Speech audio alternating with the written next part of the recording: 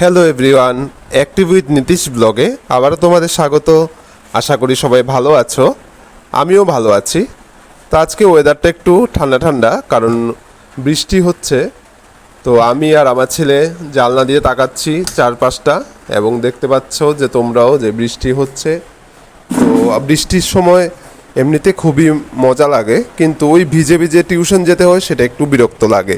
তো আমার ছেলেও জানলার পাশে দাঁড়িয়ে দাঁড়িয়ে দেখছে যে বৃষ্টি হচ্ছে। এটা আসলে আমাদের আর্টের ক্লাসটা, সেই ক্লাসে এখনও জানলার গ্লাস লাগানো হয়নি, তো এখান থেকে ওপেনভাবেই সব দেখা যায়।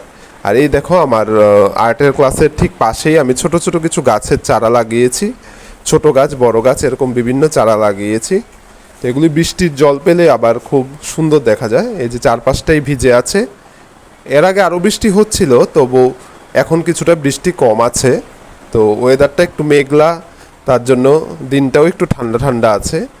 কিন্তু আমাদের অ্যাক্টিভ তো থাকতেই হবে, কারণ আমাদের অ্যাক্টিভ উইথ নীতিশ ব্লগে আমি সবসময় অ্যাক্টিভিটি আমাকে দেখাই, যে সারাদিন আমি কী করি না করি, এবং বিশেষ বিশেষ কিছু মুহূর্ত দেখাই। তো আজকে আরেকটি মুহূর্ত নিয়ে আমি তোমাদের সামনে চলে এসেছি। তো আমাদের একটা নিমন্ত্রণ ছিল আমাদের প্রতিবেশীর বাড়িতে। তো আমাদের বাড়ির খুব কাছেই। তো আমি, আমার ছেলে, আমার মা, আমার স্ত্রী, আমার ভাই, আমরা পাঁচজনই গিয়েছিলাম। ওইখানে রাম ঠাকুরের একটা পুজো হয়েছিল, কারণ ওদের নতুন ঘর যাত্রা করেছে যে, তো তার জন্য রাম ঠাকুর পুজো দিয়েছিল। তো সেটাই দেখাচ্ছি তোমাদের। দেখো কত মানুষজন এসছিল। তা আমরাও গিয়েছিলাম, এবং প্রচণ্ড ভিড় ছিল ওই দিন সেখানে। তো আমাদের রাতে সেখানে খাওয়া দাওয়ারও ব্যবস্থা ছিল। তা আমরা কিছুক্ষণ বসেছিলাম ওইখানে ঠাকুরের সামনে, কারণ খুব কাছে যাওয়া যাচ্ছিল না, কারণ ভিড় প্রচণ্ড ছিল।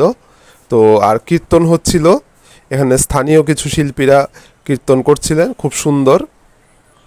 তো সেটাও দেখলাম, এবং আমরা বসে উপভোগ করছিলাম। আর আমার ছেলে তো ছুটোছুটি করছিল এখান থেকে ওখানে সব দিকে। আর এরকম আমিও, মানে খুব একটা আশা হয় না রাম ঠাকুরের কোনো পুজোতে বা কিছুতে। তো যাক, প্রতিবেশীর বাড়িতে অকেশন হওয়াতে তার জন্যই এলাম আমি। তো এসে দেখলাম যেখানে রাম ঠাকুরের পুজোও হচ্ছে, আর সাথে আমাদের নিমন্ত্রণে ছিল। এই দেখো, আমার মিসেসও আমার সঙ্গে আছে।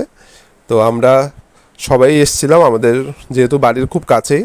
তারপরে পুজো শেষ হয়েছে পরে আমাদের খাওয়া দাওয়া, এই দেখো আমরা খাওয়া দাওয়া করেছি, এবং সবটাই নিরামিষ ছিল, এবং ওরা খুবই ভালো রান্না করেছিল।